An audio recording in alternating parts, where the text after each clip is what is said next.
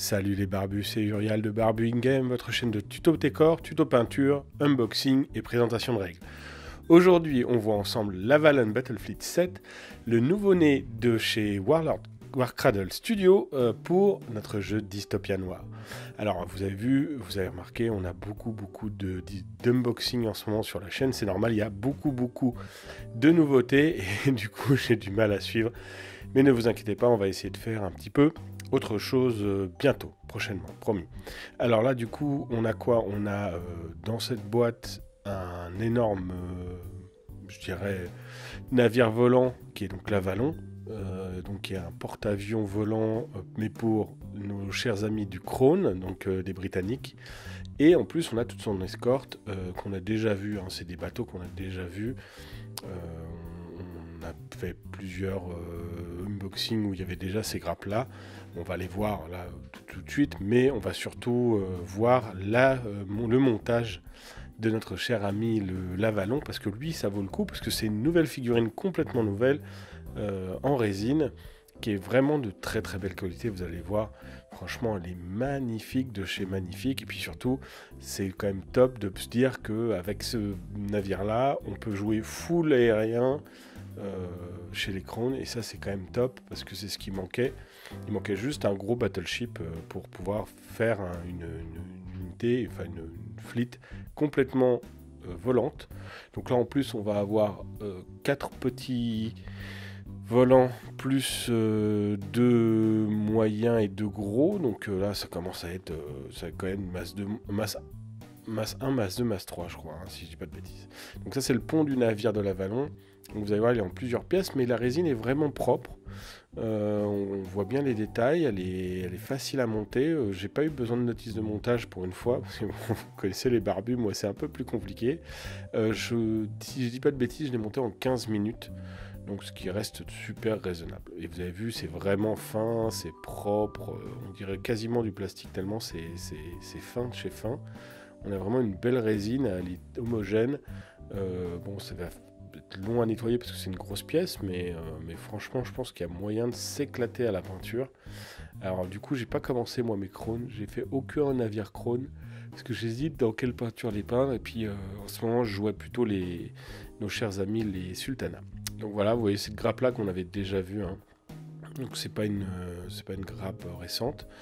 Enfin récente, si, elle n'est pas si vieille que ça, le début d'année, hein, donc elle est très récente, mais, enfin début d'année, plutôt fin d'année, décembre je pense, ou novembre peut-être.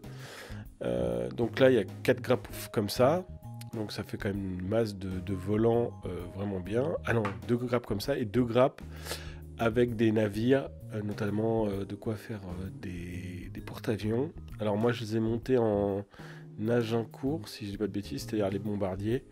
Parce que du coup j'avais déjà des bombardiers, donc je voulais augmenter ma taille de bombardier sur site. Donc voilà, là j'ai monté, voilà, on peut le dire comme ça, hein. Donc vous avez vu comment je suis hyper rapide. Bon, du coup ça a été assez simple. Le seul truc c'est qu'il y avait des grosses barres, hein, qui tenaient le bateau, enfin la coque. C'était assez bizarre. C'est la première fois que je voyais des barres aussi grosses. Donc, mais c'était facile à nettoyer. Il y avait très peu de fils d'araignée, j'appelle ça, des espèces de trucs transparents entre des pièces. Franchement, il y en avait très peu.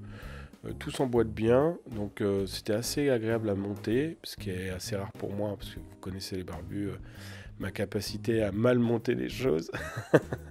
Mais donc vous voyez là, c'est hop, ça se monte tout simplement, puis c'est vraiment une belle pièce, hein. Puis vous voyez la taille d'une main, donc on n'est pas sur un petit bateau, hein. On est plutôt sur une grosse pièce.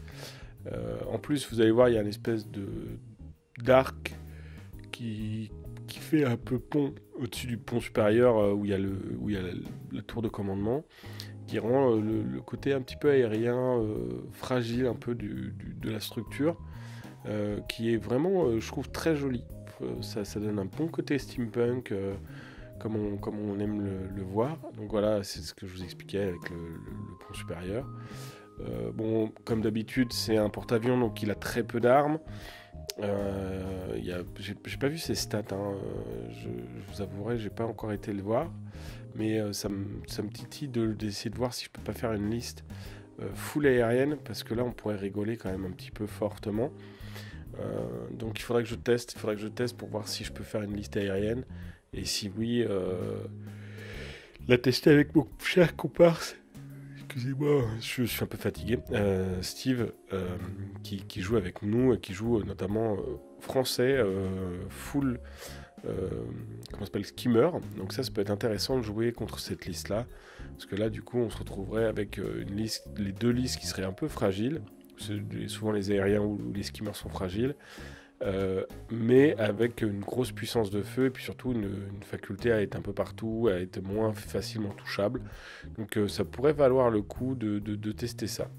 Donc vous voyez, hop, là c'était assez facilement monté. Là maintenant il manque plus que les armes. Alors, j'ai essayé les grosses, mais c'est les petites, hein, bien sûr. Là j'ai mis les grosses, mais non, ça marche pas. Donc je suis allé chercher les petites. Et hop, voilà, donc les petites, bien sûr j'en fais tomber une parce que sinon c'est pas drôle. Et je galère à la mettre, bien sûr, c'est toujours pareil. Donc voilà. Bon ben les barbus, voilà qui arrive à la fin de la vidéo, j'espère qu'elle vous a plu. Si c'est le cas, n'hésitez pas à liker, à poser vos questions, vos remarques dans les commentaires, à vous abonner si ce n'est pas déjà fait, et à activer la cloche de notification pour recevoir les alertes de nos futures vidéos. Quant à moi les barbus, je vous dis à très bientôt pour une prochaine vidéo, et que le poil soit avec vous.